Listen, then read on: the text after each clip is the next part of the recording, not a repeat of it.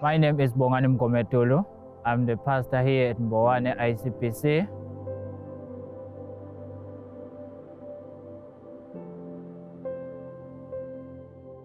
This is Mbowane ICBC. We started this ICBC in 2021. We came here.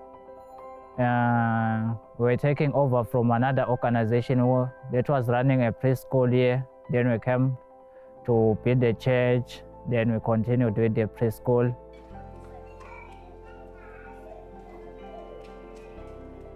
Hi, my name is Teacher Mkabela. I'm from Mbowane. I'm here at Mbowane CLC Preschool. I became a teacher because I love kids. Kids, they are so fun. I enjoy being around kids most of the time. And I'm here because I want to give them a good foundation in education. Since they learn at learner ages, so it's good that I give them the proper and quality education while I'm here. And I love playing with the kids, and I love taking care of them spiritually, emotionally, and physically. I've seen God moving in our school. He has protected the kids since we've opened, even the years back.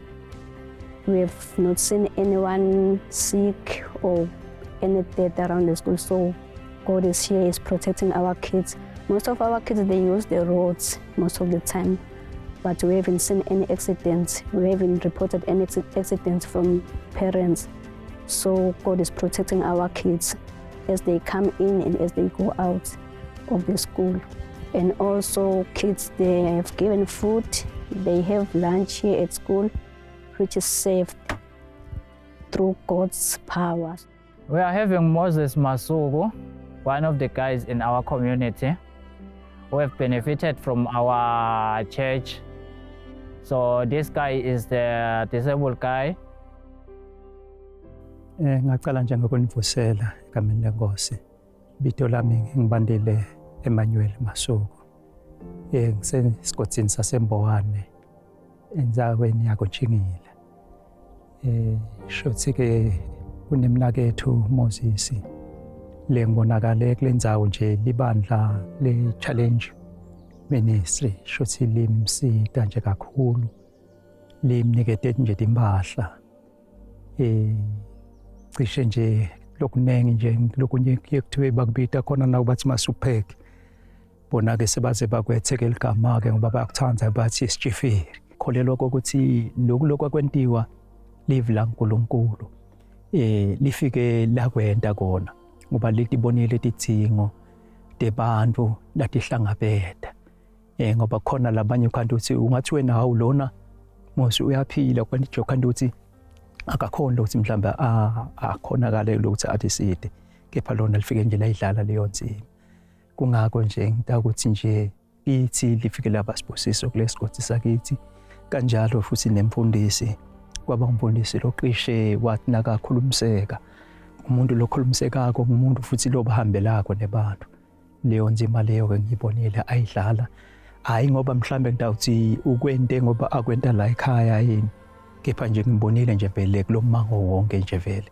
Kangangokuba ngisho emphakathini nje abesabi kumbida nje bekhona mhlambe lokhona lokhulunywako naye nje swathathwa vele ukuthi wakulenzawo. Kangangoba bake basho nje labanje uyathi bese kufanele vele sala nikwinzawo vele sala akha khona la.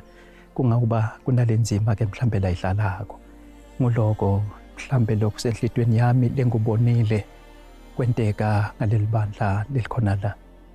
Sazi sasho nje singalinye ilanga sikhulumisana naye uthi ibe manje kuthiwa lamabandla ngoba manengi, ibe manje kuthiwa asebenza ngale ndlela lokusetshenziswa ngayo leli, ngabe vele kunengi kakhulu lo bhekwa khona. Kungakho nje ngita ukuthi nje Nkosi yami ethinini intakhe qhubeke nimbambise, qhubeke mhlambe nibe munye ngoba kude lokwenta kunqoba ngaphandle kwebunye. I want to say thank you for everything that you are doing for us. We are also praying for you. We appreciate that. Thank you.